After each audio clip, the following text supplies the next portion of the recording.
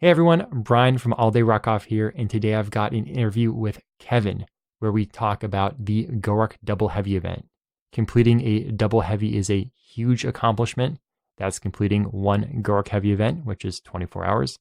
And then shortly after that, think 1 to 3 hours, starting a second 24-hour GORUCK Heavy event. It's a lot of time on the feet. I would say that accomplishing one heavy is a huge accomplishment. Completing a double heavy is a giant accomplishment. Kevin has completed 2 double heavies so far in his GORUCK career. So I'm just thankful that he was able to take the time, come on here and talk to me about those events. I have a lot of questions for him around training, around finding time to train for something like this, around the whole why. Why would you sign up for a double heavy and then a second double heavy?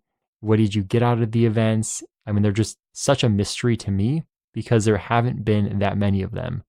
I think up until this point, there have been 5 GORUCK Double Heavy events, and they've all been custom events. So there isn't too much information floating around, and GORUCK hasn't been promoting them because they've been obviously custom events. If you're interested in the heavy, the double heavy, or just into this other side of GORUCK events that are even more crazy than the traditional events, then I'm sure you're going to love this episode. Thank you so much for downloading this, subscribing, all the support, and I really hope you enjoy the All Day Ruckoff podcast, episode number 112.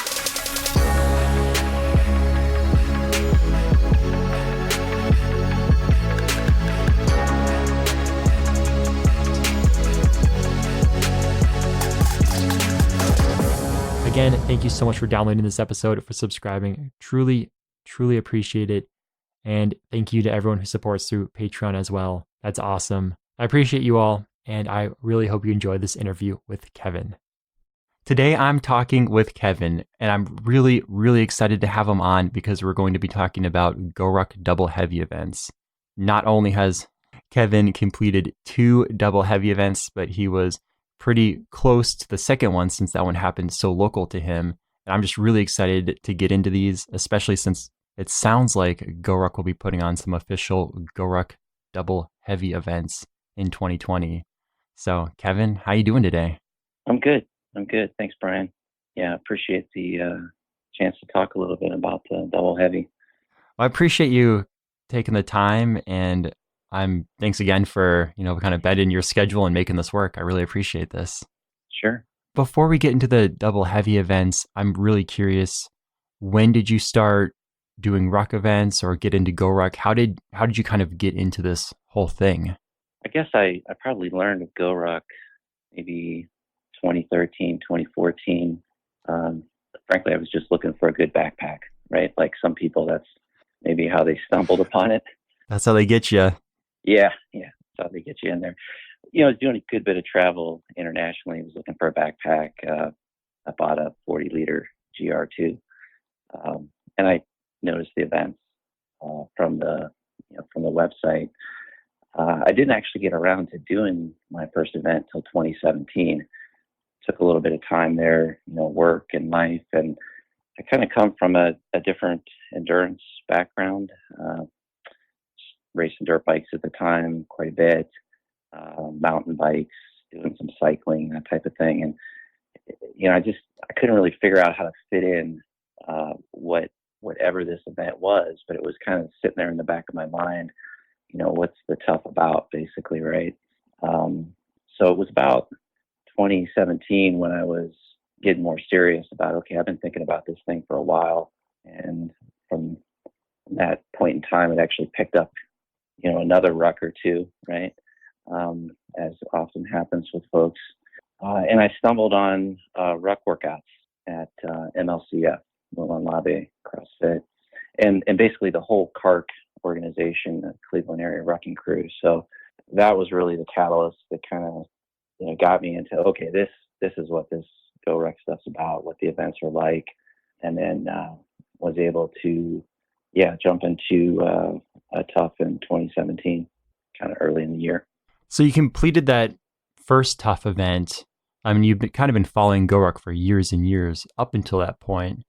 Did the event kind of turn out the way you expected it would, or was it a little different?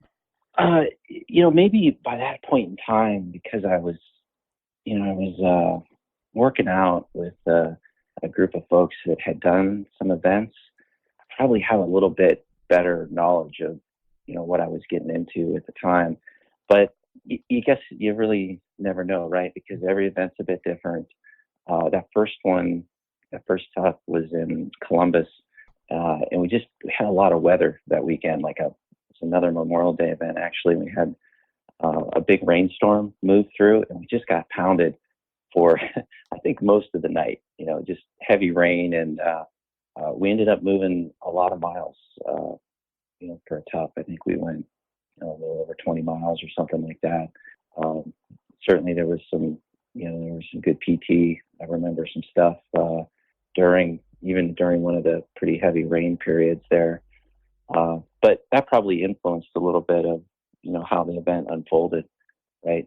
At times, we just probably kept moving just to try to take shelter from some of the rain we were getting into.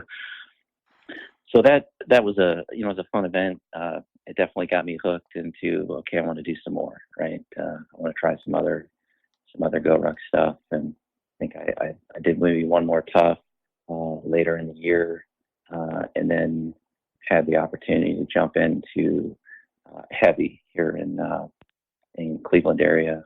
The Moog heavy was going on, so jumped into that event and actually had a really good time doing that too.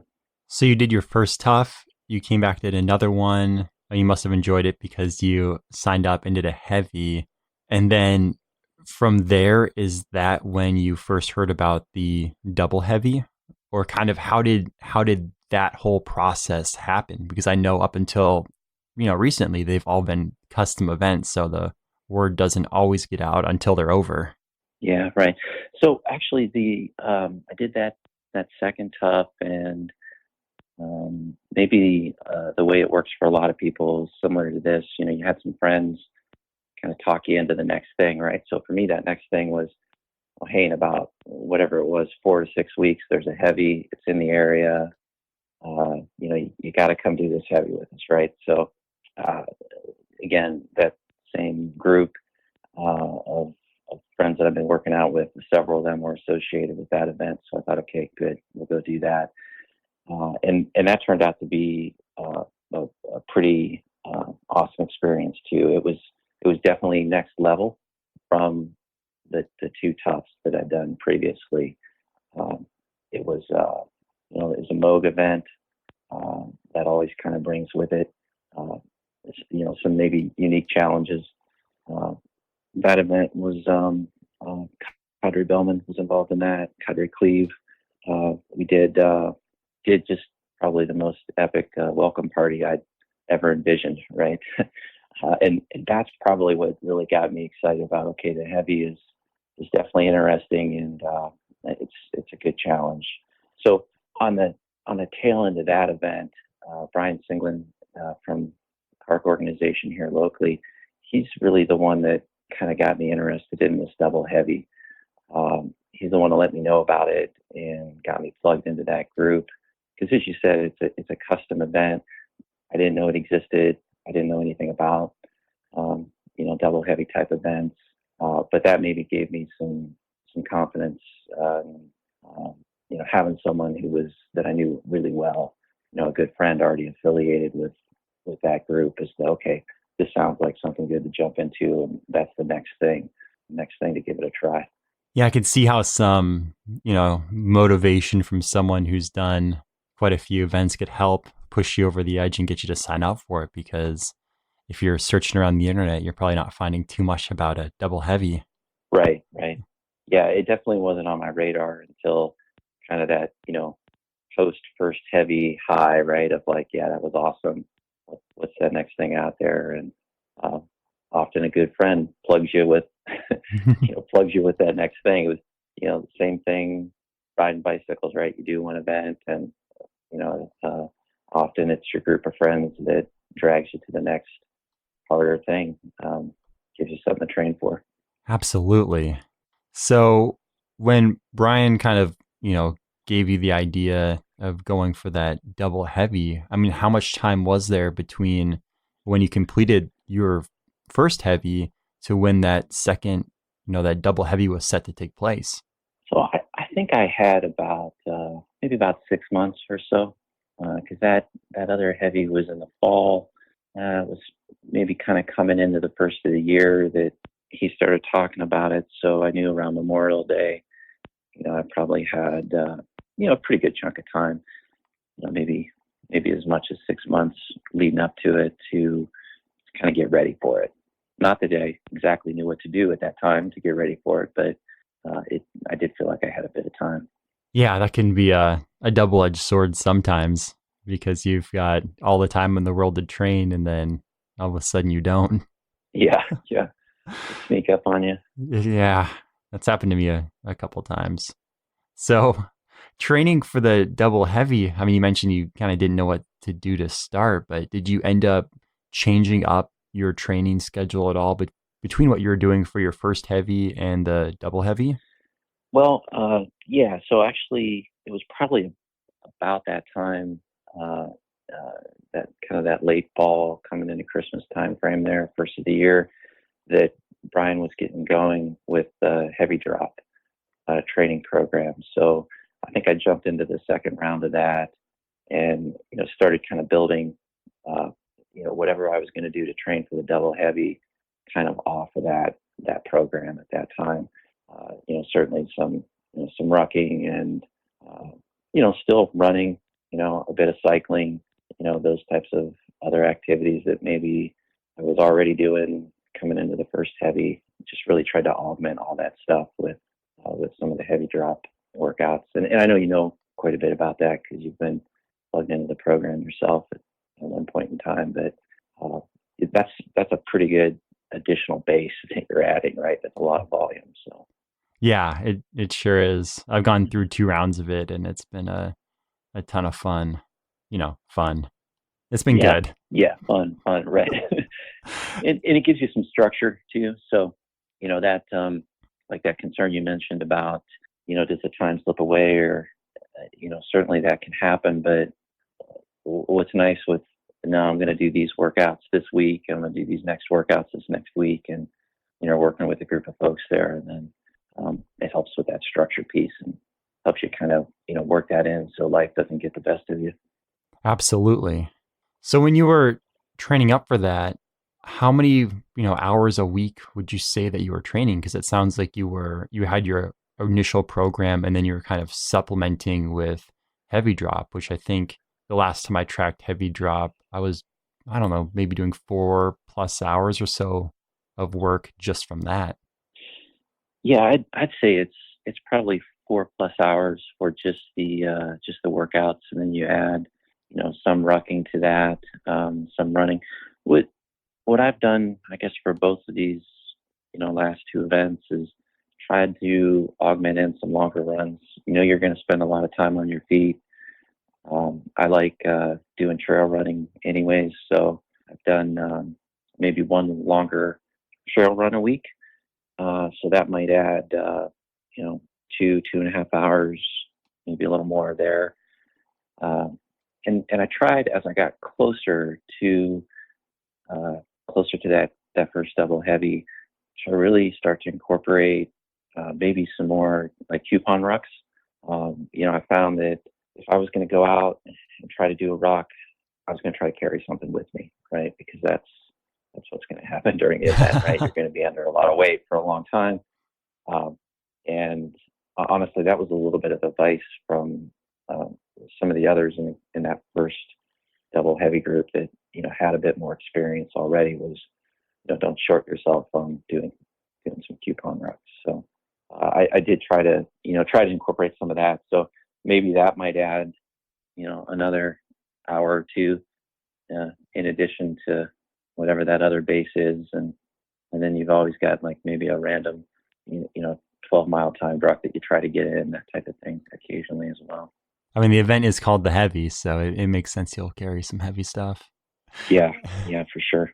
And then I've got to ask because not everyone in the community is fond of running, and a long running distance for someone who's not fond of running can vary between someone who's in the trail running community.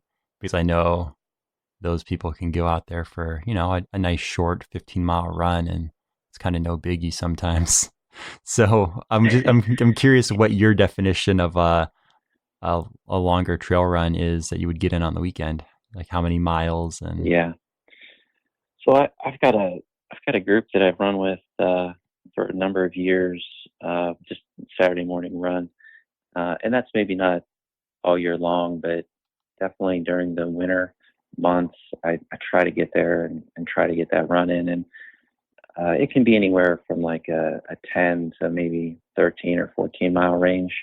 Maybe it averages about 12, but it's a different run every week. We're down in the Cuyahoga Valley National Park area, so it's a little hillier. I mean, we're in Ohio, so we don't have big mountains, but that's probably one of the more terrain-rich features, right, that we have getting to that area. So maybe 10 miles there, but you're going to run some hills, and you're going to be on a trail, and you're going to be in the mud and cross some water and that type of thing. So it's time on your feet, right? And I think that time is good crossover wise, right, for the rucking events. yeah, and I think trail running in particular can benefit you when you're training for GORUCK events, because when you're out just running the roads, you can kind of get lost in an audiobook or in a podcast or in some music, because you're on sidewalks and it's going to be flat and for the most part safe. When you're out there trail running, Right. I mean, you got to watch your steps, especially the location you're at. You've got to, watch your footing. It's more similar to a GORUCK event where you don't want to twist an ankle. You don't want to, step off the curb weird. And so your mind has to be in it for the most part, unless you really know the trail you're on. But it sounds like you're doing different trails pretty frequently. So I'm guessing your mind's working out there too, not just your body.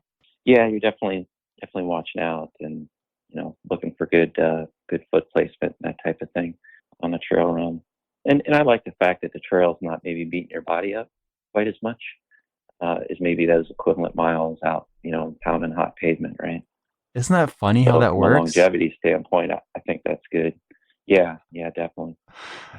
I don't have any degrees in anything related to fitness or body or health, but for some reason, I feel like when I do trail runs, my muscles are sore from going up and down and just, because it's a softer uh, thing that your foot's landing on.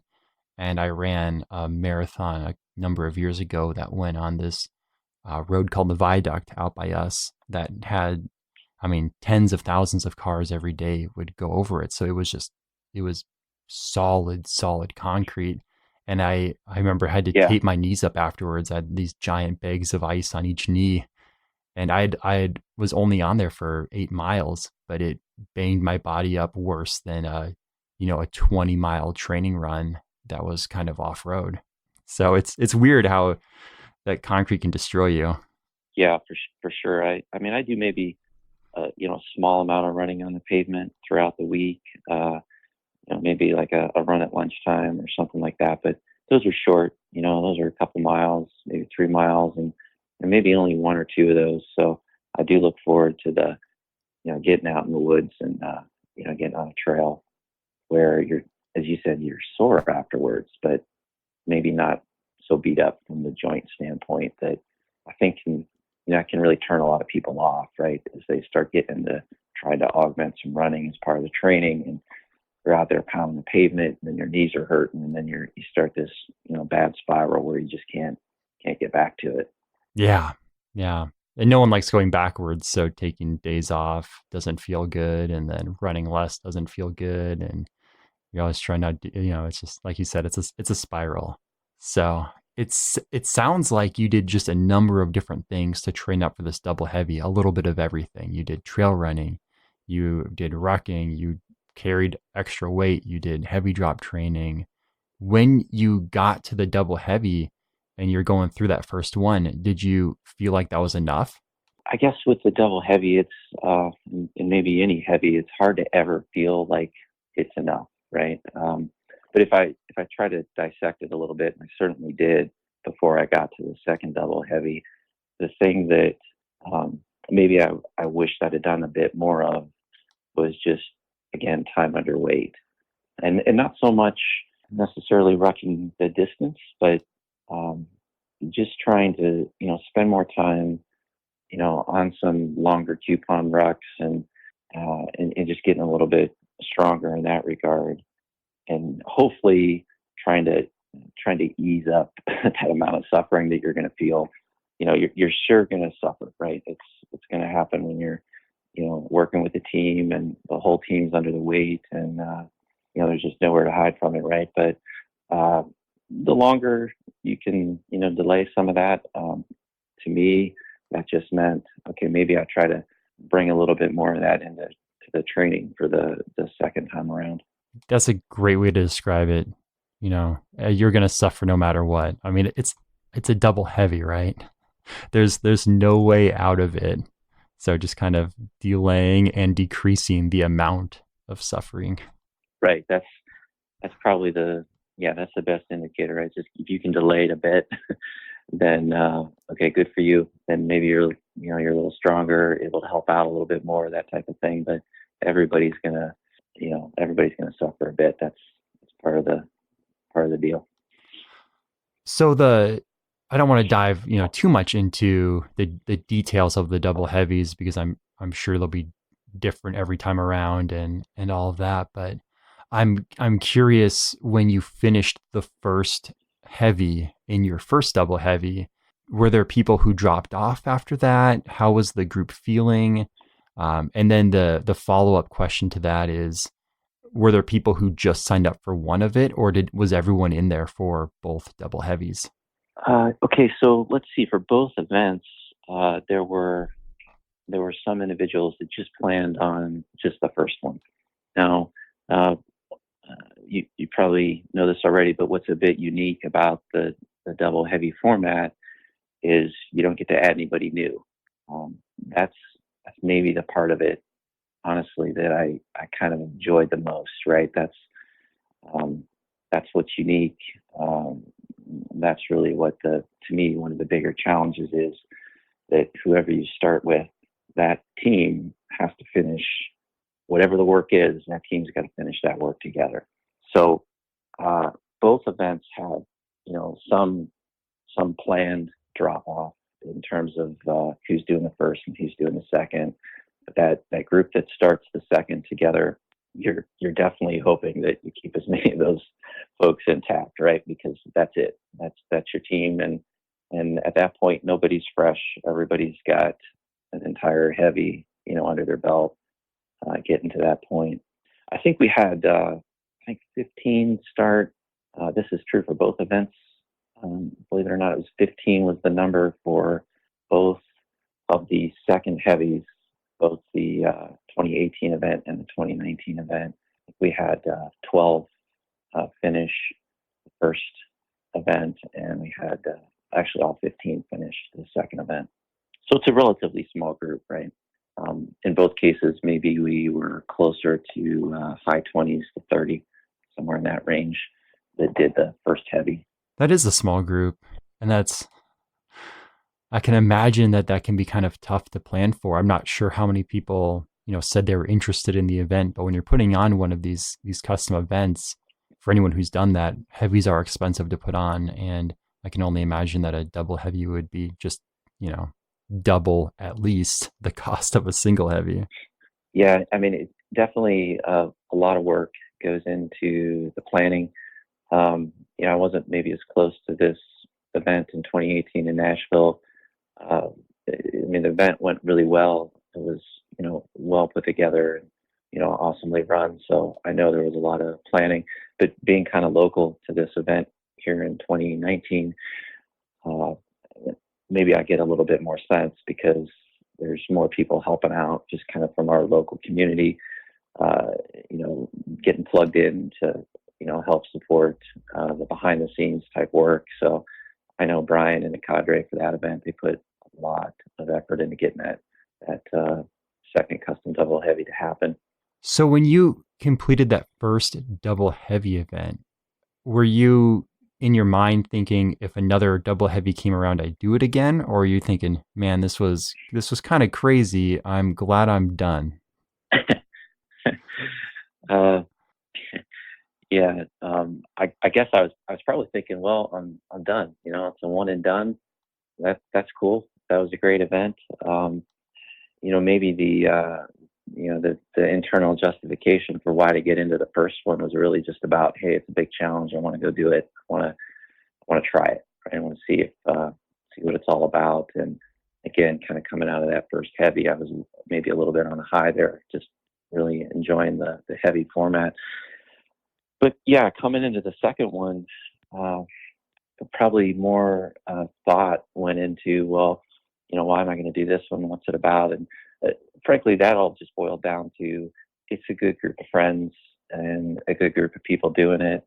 And there's no way it's going to happen in my backyard, and I'm not going to be involved in it, right? I definitely wanted to get out there and, do some work again with that group of folks. So, as long as it was going to happen, I was going to do it, but I probably wasn't going to like fly to some other part of the country and go do another one just for the sake of doing it, right?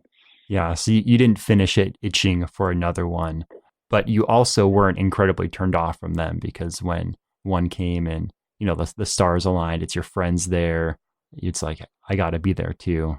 You weren't just Yeah, trolling, yeah, for searching, sure. searching, looking for the next custom double heavy to join up with. Right, right.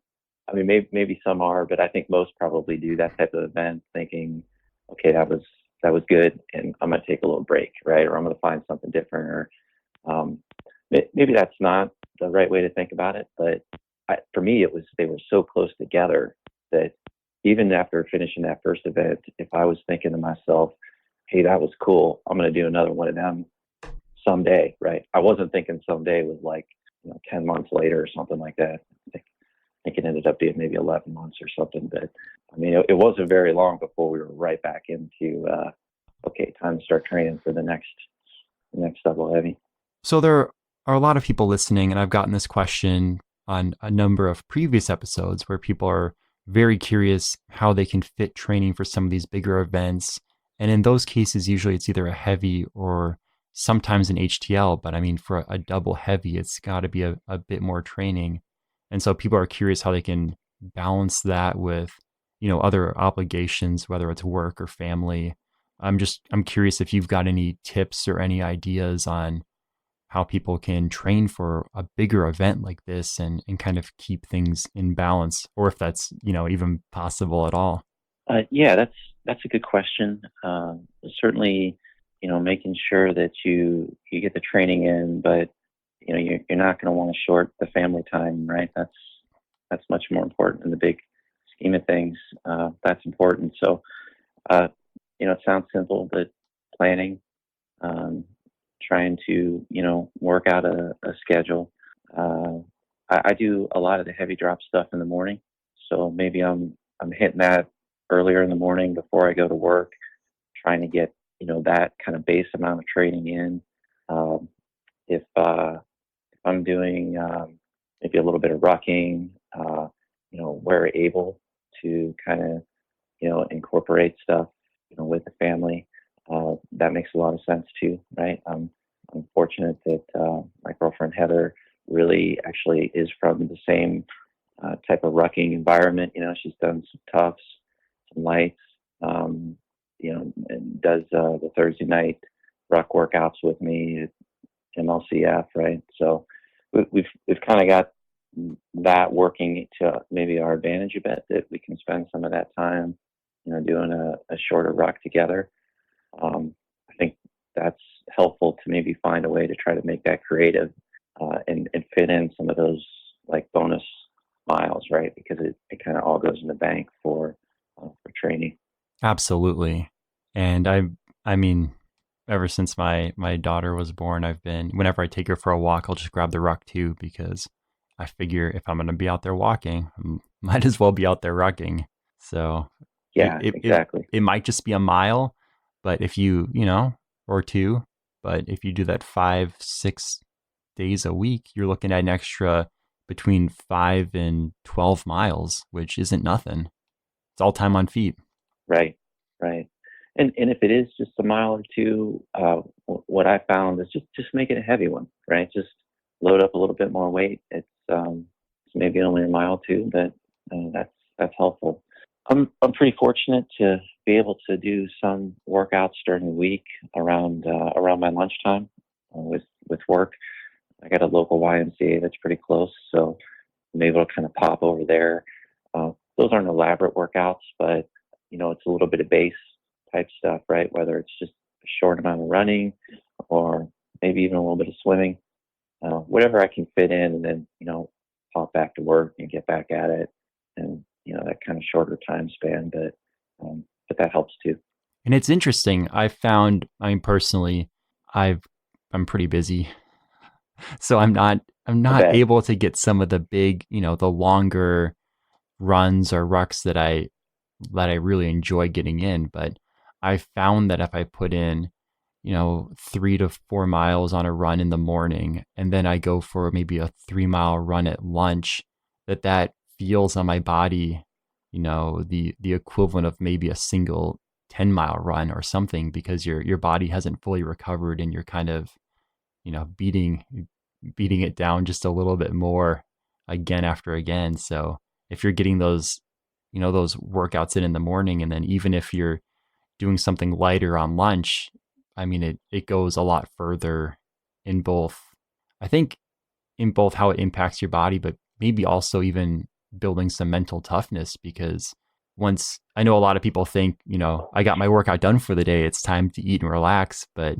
if you get your workout done and then you're 6 hours later, you're going out there again, it's kind of a different mindset. Yeah. Actually, that's a good point. I think it's definitely helpful to build that additional time where you can, and it doesn't have to maybe be super heavy. That extra auxiliary thing you do, right? You just want to find stuff complementary.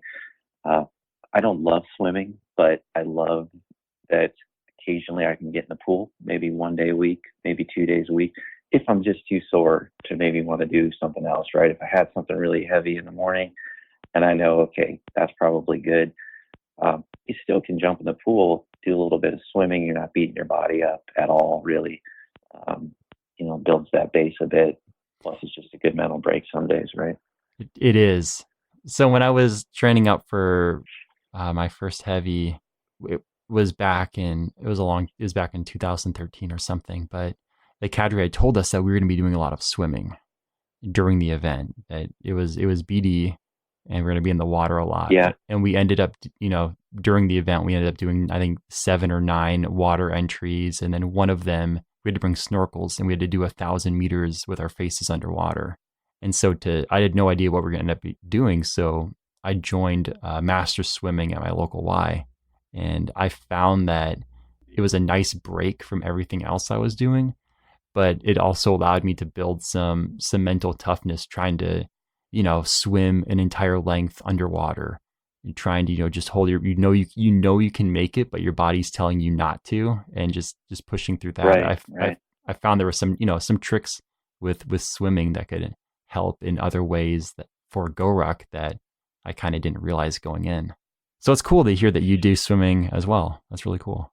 Yeah, a little bit. I don't come from that type of background where I didn't grow up really competitively swimming as a kid or anything like that, right? Or don't have that high school or college type swimming experience, so I'm not fast at all, right, in the water. But put some effort into maybe trying to learn the proper technique to swim. Believe it or not, it actually helped in a Go Ruck event for me as well. That second tough I did was the Put Bay event, the custom event that was put together, and we spent a lot of time in the water. I think we spent about roughly half of the 15-hour event doing different things in the water. Not always swimming, but there was there was occasionally some swimming, and of course it's night and it's cold, and so just having a little bit better technique there actually did transfer over. That's great to hear. I mean, not that you spent half the event in the water, but that you're able to translate some of that swimming Yeah, over. yeah. Yeah. And I guess I should preface that I, never did any swimming growing up. I mean, I did swimming lessons when I was in elementary school, but nothing competitive. And I just kind of had that mindset that, well, I mean, if I've done GORUCK events, then I can probably get in the slow person swim lane at a, at the Y Right, and figure it right, out. right. And And figure it out. Yeah. that's what I ended up doing. So it's, if there's anyone listening and they're interested in trying swimming, the masters stuff, at least ours was, it was, free, and it was also really laid back, and everyone was really interested in helping you learn form. So I learned way more about swimming than I ever thought I would. And it was pretty cool. Yeah. Cool. So just plug the Y there, I guess. And the ones that have the master's programs. So the second heavy, I mean, you signed up for it because it was in your backyard. You've got a lot of friends doing it, and you're one of those people who can't sit on the sidelines and watch this happen so close to home. How involved were you in the planning process for that event, or kind of, seeing it being planned? Because it sounds like that first one might have been, a little bit further away or outside of your close group of friends. So it sounds like you might have been closer on that second one. Yeah, I would say not directly involved, for sure. Just, again, with it being in the area, I knew that Brian was putting a lot of work into pulling it together, right? Even just kind of the marketing of it is difficult, right? When you've got a custom event and you got to get so many signups and you got to hit certain dates and milestones. There's a lot of effort goes into making, kind of making all that happen. And there was quite a few shadows that kind of came from the local Cleveland group here that were, on deck to help out, right? So I didn't necessarily know what they were going to be doing, but I knew that anytime you've got, 10 plus people that, I routinely, kind of see week to week at, other ruck workouts and such, they're, getting involved in the support. You kind of get some sense of like, okay, there's quite a bit going on to put this together, right? There's going to be a lot behind the scenes. And of course, we don't, as participants, because we were in it from the start, we don't really know, those of us that were doing the event, what exactly is going to transpire until we get there. But we definitely got the sense that, okay, there's a good bit of work going into the planning. There was in the, in the message group, the Facebook group, a few indications as the event got closer from the cadre on, a couple of things that might be going to happen, or, there's a land nav aspect to this second event. So that, that portion of it was something that was pretty well known. Not necessarily where we were going or what we were doing, but, the basics of what's transpired with some of the other land nav events. Shredder was good to post a few things to kind of help the group start to learn some of that. And, not that anybody had to learn any of it before the event, but, if you wanted to get a little bit more familiar with your compass, basically. And that's nice that they let you know that a little bit ahead of time, because I mean, heavies can go either way. It can be really heavy, it can be really long, it can be both, but you don't always go into them thinking that I should figure out how to use a compass. Yeah, it was interesting. I definitely enjoyed the land nav aspect to the event because it was different, and we learned a lot of skills throughout throughout both periods, right? Both heavy periods there. So So when you were getting to this heavy event, the second double heavy, so you've already completed one, kind of the toll it takes on your body, uh, how difficult it actually is. Were you nervous getting to the start point, or were you just excited to go? I think everybody's always at least a little anxious, right? Maybe not nervous, but you're anxious for what's going to unfold, and you don't necessarily know because everything's always different. But having said that, I mean, most of the time, once you're in the middle of some PT, or you're 10 minutes into it, you're just into it, right? And then you're on that, on the path there. So I think going into the first double heavy, the thing I was probably most concerned about was uh, maybe feet, and maybe just overall length of time, right? I had some international work travel experience, so I'd I'd been awake for like that 30, 35 hour range before, but definitely not, well into what was going to evolve with the second double heavy, or the second heavy, the second portion of it. And definitely not with all the physical aspect overlaid on top of it. So that was maybe some uncertainty there. And then, like I said, feet. You're always worried about the feet and what's going to happen. Coming into the second double heavy, I could kind of check the box of, okay, my feet survived. I know what to do to take care of the feet. And I'm confident now with the duration of time. But honestly, my back took a pretty good beating, just the abrasion from the ruck. That first event in Nashville, it was hot that weekend. It was hot. It was humid. We weren't, wearing a lot of layers, right? You're just wearing a shirt, and half the time the shirt's soaked. So coming into that second double heavy, if there was anything maybe rolling around the back of my mind, it was, I got to try to avoid getting so much abrasion from the ruck, just rubbing back there for so much time. Yeah, and that was going to lead to my next question. Was there anything that, you learned at that first double heavy that you made sure to bring to the next one? Any changes you made in training, or anything that you realized happened to your body that doesn't happen at the shorter events, like a regular heavy?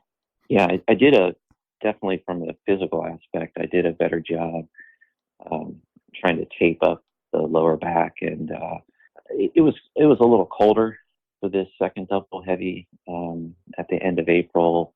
In the Cleveland area still, it's not overly warm out yet, so we were wearing more clothing, so maybe that helped as well. But maybe the other big lesson learned was the time. Between the first event and the first heavy and the second heavy during the 2018 event, I kind of had it in my mind that, well, I've got about 4 hours, because that was maybe the advertised time. But what it really amounted to was about 2 hours by the time we were actually done. When we finished index, the first heavy, we had about 2 hours to be ready, back at the start point for the second. And I was parked maybe 25 minutes away, 25 minutes when I was fresher anyways. So by the time I got back to my truck and, taped my feet back up and, did a parking lot clothes change and, tried to eat some food and, kind of get refitted, man, I just didn't have a lot of time. I got back to the start point, and I think I had about 15 minutes where I literally just kind of laid on the concrete, closed my eyes, and then it was time to go again. So maybe the big lesson learned going into the second one was I tried to cut my prep time down to, if we got 4 hours ish, plus or minus, great, but I want to be ready to go if it's like an hour or less, right? So just how I kind of set my gear up and what I was going to eat and just the amount of food. That first event, I just literally didn't have enough time to eat as much food as I probably wanted to. So I had all the food, I just not enough time to get it down. So That's a really good lesson learned. That's a tough one too, because I'm guessing that you're moving pretty slow, ish after that first one, trying to get everything in order and figure out where everything is. So having it all in one spot and, I don't know, maybe labeled or just kind of organized probably helped you out a bit more for the second double heavy. Yeah, definitely did. I think I just had maybe too many things to choose from during that first event. Things were mostly in one spot, but I just didn't have enough time, to worry about like all the things I had packed in the cooler and, all the different variations of what I might need for clothing and all that. So I probably streamlined a lot of that for this second event and, was able to turn it around a lot quicker, which just really allowed for a little bit more time to rest, which was the point, right? Yeah, absolutely. It's two 24-hour events slammed together. So anything you get in the middle able to rest is, probably just does wonders for you. So for gear, I'm curious, did you bring like a full second ruck for the second event, or did you just bring stuff to refill your current one? I'm guessing you did a full swap on clothes. Yeah, I did a full swap on clothes. Um, I did a swap on shoes. Um, I certainly had like water set up ready to go, so I could just kind of dump that in there. But the second event, we carried quite a bit of water with us because we were, it's a land nav base, trek base type double heavy. We're going to spend a lot of time in the woods. Uh, we carried extra water, so we had two water bladders, so 6 liters of water plus the Nalgene, plus the weight, plus the all the other odds and ends, normal stuff. Uh, I I just actually needed like a full 25-liter rucker to fit everything in, and I just have one of those. So there it really wasn't an option to switch rucks. So what I did is I just kind of had all the individual gear set up, ready to, swap out, what I needed to be ready to go for the second one. And actually, like you said, things kind of labeled because, what makes sense when you're wide awake is not what makes sense to you when you're, 26 plus hours deep into it, right? Yeah. Yeah, it's so true. Sometimes when I'm labeling my stuff, I'll come up, I've got nicknames for the certain types of protein bars, the ones that, I that are good for when, you're kind of feeling bad, and the ones that are, kind of Yeah, fill you up. And so sometimes I'll write those on there, but then when you've just finished up I haven't done double heavy, but I've done back-to-back toughs and I've done tough lights, and you finish a 12-hour sure. event and then you're halfway through the next event and you're, kind of, you haven't slept, you're kind of tired, and you're looking through your pack and you're like, what does this even mean? Like this, why can't this just say what it is? And so you thought, Yeah, I've got right. times where I thought I was being, kind of funny and tricky when I was labeling it. But then when I got into it, I was like, man, I'm such an idiot. I should have just put peanut butter protein bar. Done. Yeah, exactly. Just simplify, right? Like that was maybe if you encompassed it all in just the shortest thought necessary, right? It just simplified the approach for that second one, so I could move a lot quicker during that in between period. It's great advice. I didn't even think about that till you brought it up. But yeah, that is just awesome, awesome advice. And so it sounds like the second double heavy you did had some really unique components, and I know we're not going to get into them because of the kind of the secretive nature of it. It was kind of more land nav trek based, the event that never happened. And I'm I'm guessing that the double heavies GORUCK puts on, if they end up actually putting them on in 2020, won't have those features. I bet they'll be a little more traditional. But I just kind of wanted to highlight that I think it's really interesting the kind of things you can do with custom events. And so, just as kind of a general question for that second heavy and your second double heavy, that was, a little more unique. Did you find that that was something that you would probably only find at a custom event where the organizer had worked closely with the cadre who were putting it on? I think probably yes and no, right? The Try to explain the overall arching theme of it. Um, yeah, probably that all came together as part of the custom, right? So we went from the first heavy that was land nav based. We learned a lot of navigation skills. In the second heavy, we continue to put those things into practice. The cadre, shredder, and cleave, and wild will, all three of them, they all had different elements that uh, they provided some skills training along the way as we went through both the land nav portion and then the second more trek based portion, which honestly I don't know a lot about the history of that. I know that term's been around for a while. It's just kind of all predates what I know. The part that's maybe a yes, that's more similar to uh, what I think you could get some other events, based on what the other GRTs would explain while we were there. some of the things we were learning, the skills, maybe crossed over to things that people had learned in like a constellation type event, or certainly the other land nav. But those those types of more unique skill sets um, that we got some demonstration on. Maybe different elements of that do exist somewhere else in the more traditional type environment. And I don't really know that for certain myself because I haven't done a constellation. That's pretty, I mean, constellation events are pretty unique events in their own right. If you've done a light or a tough or, a heavy, the more traditional style GORUCK events, and you show up to a constellation, it's definitely not what you're expecting. So to see some of those elements incorporated into your custom is pretty interesting, pretty cool to hear about. Yeah, I thought it was great because throughout the entire duration of the event, we did learn a number of things, and then we put them into practice. We just put them into practice under a lot of weight, right? With a load, with a team, all that traditional heavy type stuff that you would expect to get. So that made it interesting, while still being physically challenging. That's really cool. And I mean, having it being a custom probably gives the organizers that kind of control over to incorporate some of those.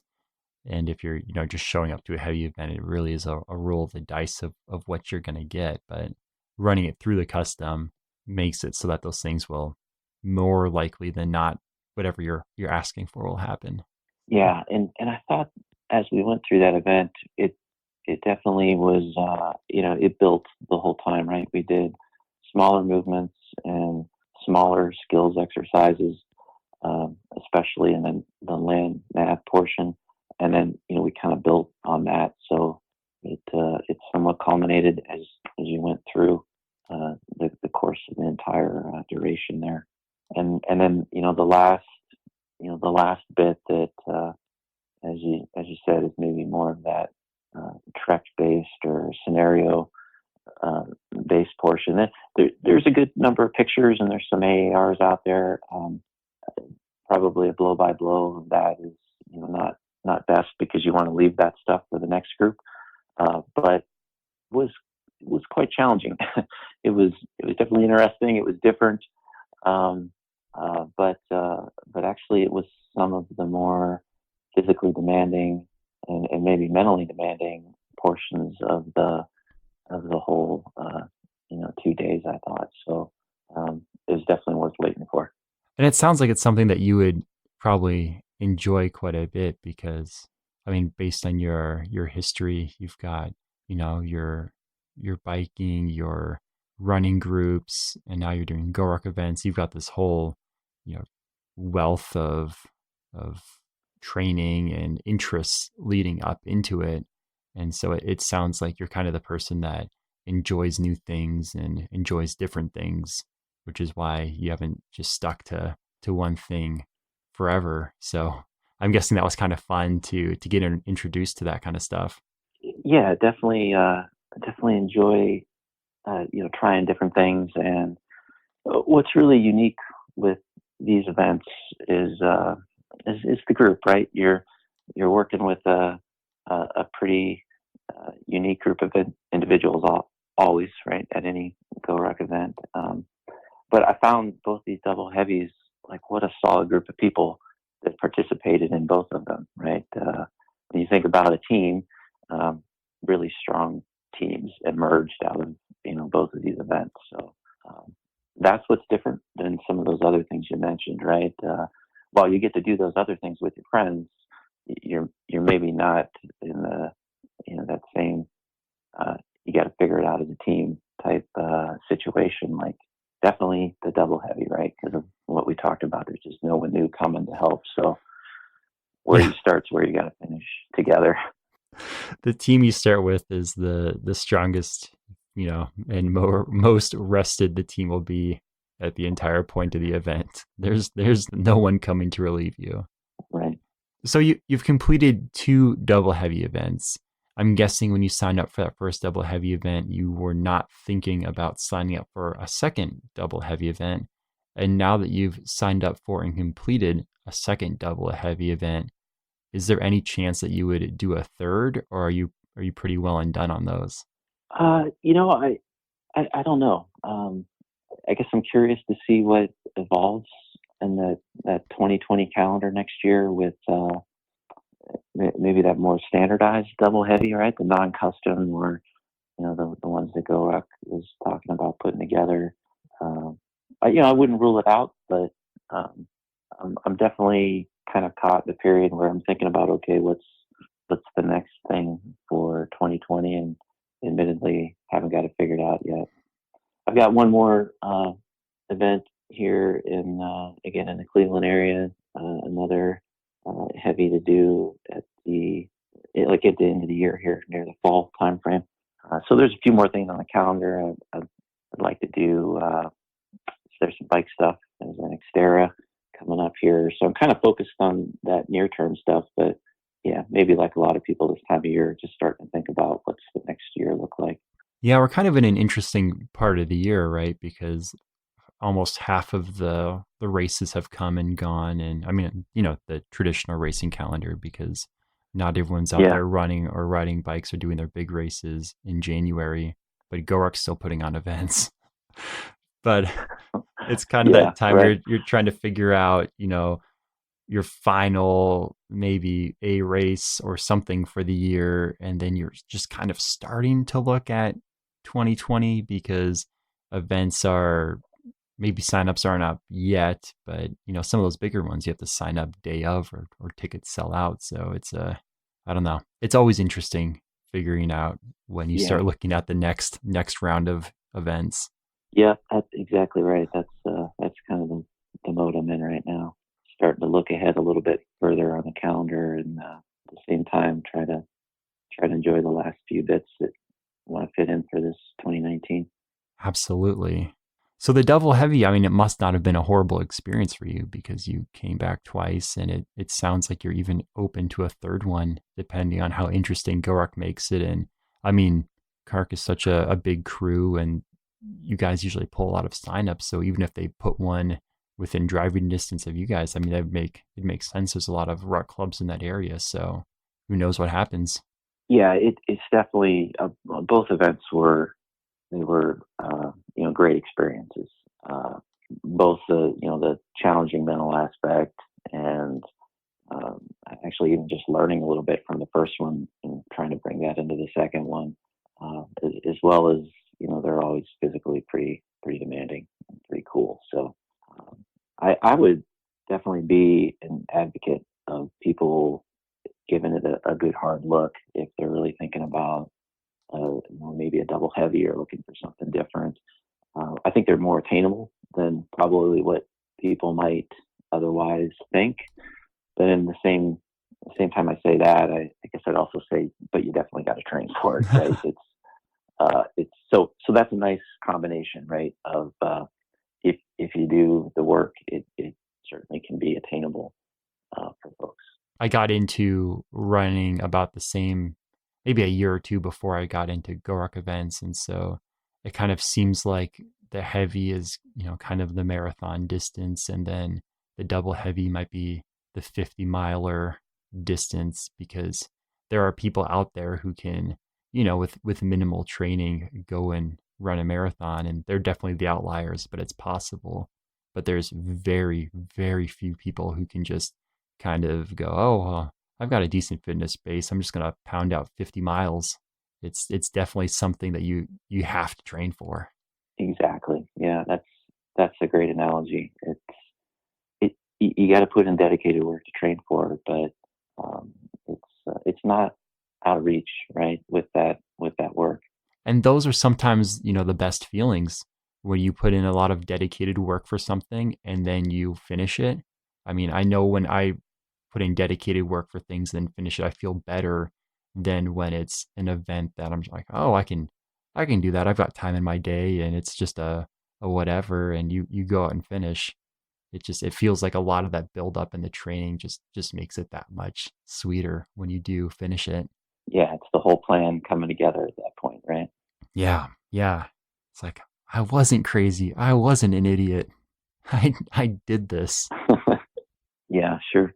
So is there anything that we might have missed? I mean, I think we covered a lot. We started off with how you got involved in this and started doing events. I mean, we briefly talked about how you got involved in that first double heavy and then why you signed up for the second one.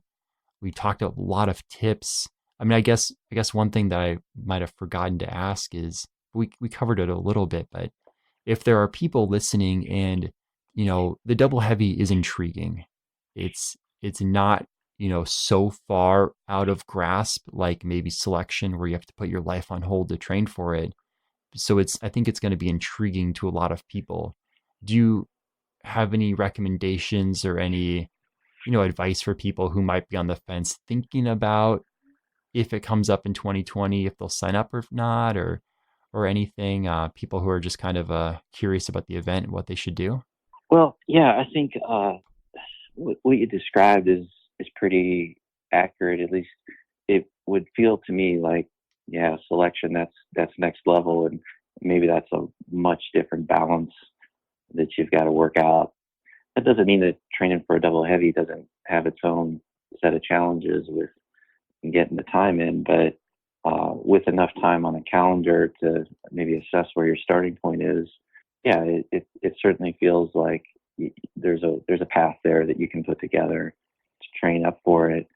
I like that. I'm probably a little biased, but I actually kind of like some of the PT stuff that emerges out of out of some of the events, and maybe that's the thing I like most about the heavy is you've got time in a heavy event, and because of that, you do find yourself maybe running a little bit, and whether it's the older traditional push up type work, or whether it's the new Robbie Miller type.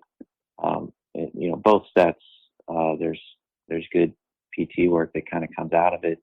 Those those things are going to put you in a place where you probably want to be comfortable with hour plus workouts at some pace, right? Not the fastest pace that you can possibly muster, but you want to both mentally and physically be prepared to put in a chunk of time.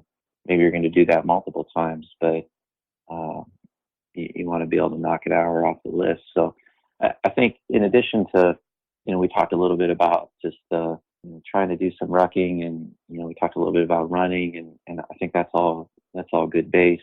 Mentally, when you kind of assess how an event's going, you can tell when folks are more comfortable with, okay, we've been at this set of 8 count bodybuilders for 45 minutes in this muddy field, but some people are smiling more than others, and I think that's maybe as much mental with just being comfortable with getting uncomfortable with an hour plus long workout at a time. So I think those blocks, as you think about planning for them physically, are important to try to find, and maybe that's enough, right? Maybe an hour block here or there, if it's a good hour, the right hour is perfectly fine.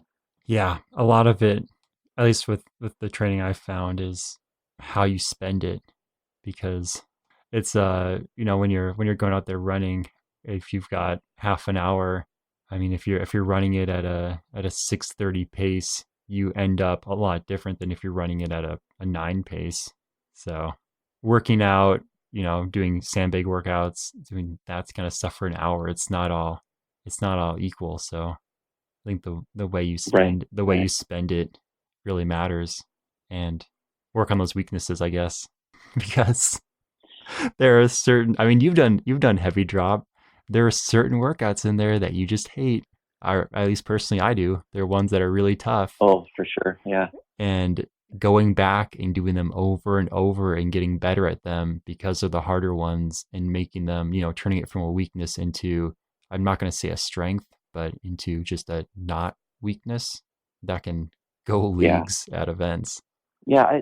I've occasionally, talked with different folks about like the running aspect. I get that a lot of people don't like running in kind of the, GORUCK event community. Uh, but the way I look at it is if that is a weakness or something you just don't enjoy, uh, we're not really at a running race. So just building a little bit of that into the base, if that is something you feel is a weakness, can really work to your advantage. All these double heavy events, we've actually had some element there where maybe especially the first one, we did quite a bit of running, and you want that time to not be so brutal, because that's one of the rare times when you're not under a load. So you don't have to be fast. You just want to be a bit more comfortable with it, right? So that's a good point you bring up. Yeah. And it also goes back to building mental toughness, right? I mean, what's a good way to do that? It's to do things you don't like for an extended period of time. Not everyone likes running. This might sound bad. Well, I don't know if it's sound bad or not, because this is an okay audience for it. But personally, cycling to me is one of the most boring things to do. And, just road cycling. And so when I was training up I did a half Ironman once. And so I would go out and do 30-mile, 35, 40-mile bike rides. And it was just, I hated them so much. But I found that pushing through, going out, you're going to subject yourself to hours of things that you don't enjoy, that actually helped me for GORUCK events, because like you said, 45 minutes of 8-count bodybuilders, if Cleve's got his deck of cards, you can always throw out there, well, at least I'm not spending 4 hours on the bike again. Kind of puts it in perspective a little. Yeah, you got to have something to balance it off of, right? You're probably not a fan of the indoor bike trainer then, based on those those comments. I spent maybe 50 hours on those things training up for that, because I would hit the Y when they opened. I think they opened at either 4 or 5 in the morning, and then I would get on the trainer until 7:30. So I would spend hours a day, hours a couple of days a week at a time on the trainer, and it was just horrible. Yeah, that can be pretty mentally challenging, but it does cross over, right? So it does. I can endure a lot now. Yeah, exactly. If you're head down underneath a log and hating life a little bit, you got that perspective. So yeah, at least when you're under a log, you have someone to talk to. Someone else is there. Exactly.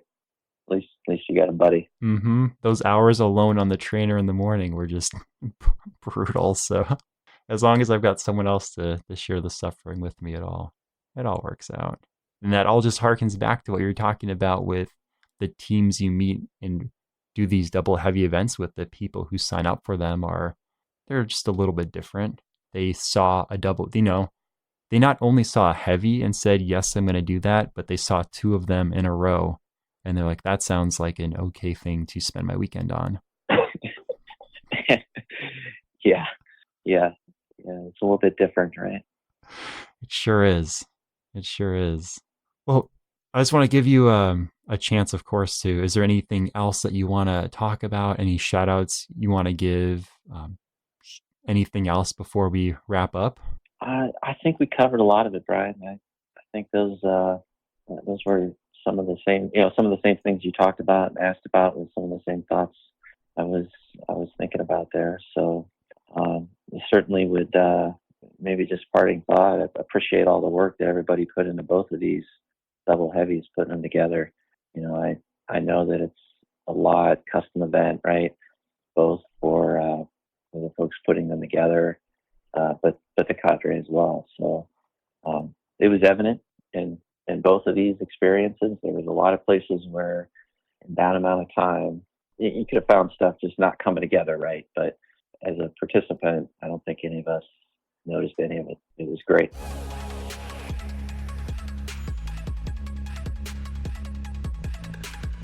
Thank you so much for listening to the All Day Ruckoff podcast. This has been episode number 112. You can get to the show notes, which have links to a number of things we talked about, at alldayruckoff.com/112, or in your app's show notes if you're listening to this through a podcasting app. Kevin, thank you so much for taking that time to be on. I really, really appreciate it. And I got a ton of information from this. I'm sure the listeners appreciate it as well. If GORUCK decides to add the double heavy to the calendar, I know there will be people out there who want to train up for it, and you gave some solid advice. So thank you for all of that. If you enjoyed this episode, I would truly appreciate it if you'd take a couple minutes to leave a review on either Apple Podcasts or on Facebook. You can search for All Day Ruckoff. That helps out a ton, and I really, really do appreciate it. If you want to support the podcast by other methods, there's the All Day Ruckoff online store, alldayruckoff.com/store. And currently there's Patreon, patreon.com/alldayruckoff, or there's a link in the show notes. I really appreciate you for downloading this episode, for subscribing, for all that support. And I want to give a special shout out this episode to David for supporting through Patreon. Really, really appreciate that, man. And I just wanted to let you know that. Thank you all again for everything, and I can't wait to talk to you next Thursday. This has been the All Day Ruckoff podcast, episode number 112. And as always, don't forget, attitude is everything. Keep yours positive and drink hard, rock harder.